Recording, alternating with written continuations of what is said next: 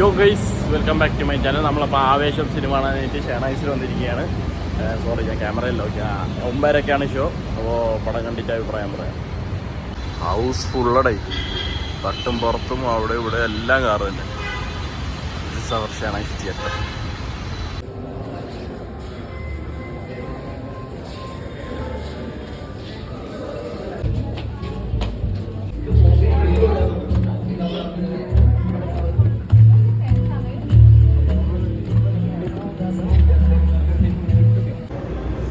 Guys, അങ്ങനെ ആവേശം സിനിമ കണ്ട് ഇറങ്ങി.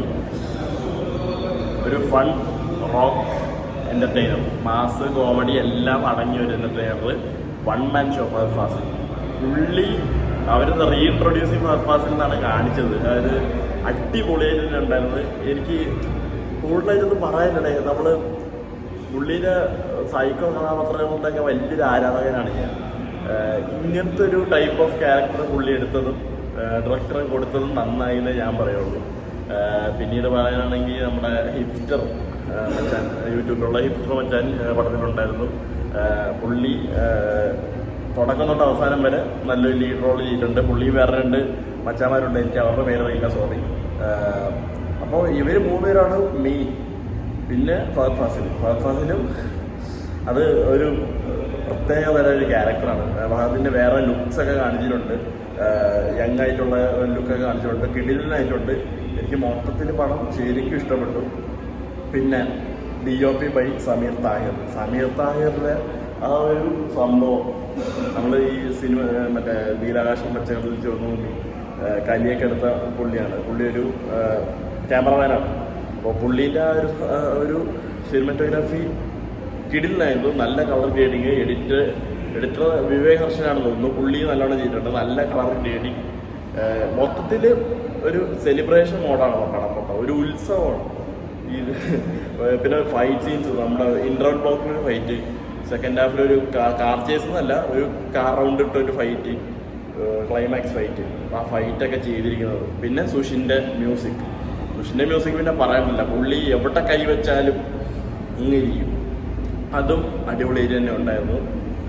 പിന്നെ നമ്മുടെ നമ്മുടെ എനിക്ക് ആ പുള്ളീൻ്റെ പേരറിഞ്ഞൂടാ. I'm really sorry guys, പറയാതിരിക്കാൻ വയ്യ. നമ്മുടെ രോമാഞ്ചത്തിലൊക്കെ ഉള്ള ഇതിലുണ്ട്. ചിരിപ്പിക്കല്ലേ ചോരെറിക്കും എന്നൊക്കെ പറഞ്ഞ പുള്ളി.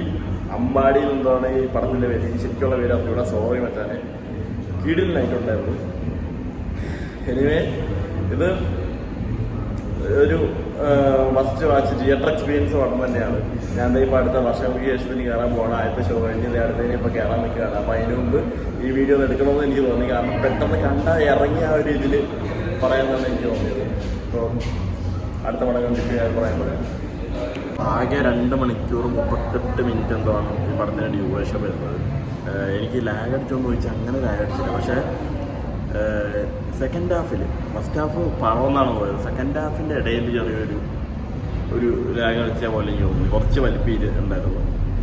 അത് മാത്രമേ എനിക്കൊരു നെഗറ്റീവായിട്ട് തോന്നിയുള്ളൂ. പക്ഷേ പടം ത്രൂ ഔട്ട് ഫുൾ എൻഗേജിങ് ആണ്. ഫസ്റ്റ് ഹാഫൊക്കെ edge of the seat experience എന്നൊക്കെ പറയേണ്ടി വരും. നല്ല രസമായിട്ട് തന്നെ എടുത്തിട്ടുണ്ട്.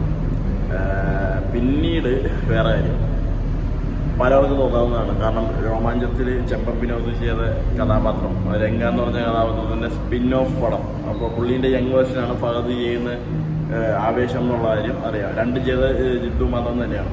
അപ്പോൾ എല്ലാവർക്കും ഉള്ള ചോദ്യമായിരിക്കും, രോമാഞ്ചം 2-നെ കുറിച്ച് വല്ലതും ഈ പടത്തിൽ പറഞ്ഞിട്ടുണ്ടോ? രോമാഞ്ചമായിട്ട് എന്തെങ്കിലും കളക്ഷൻ ഉണ്ടോ?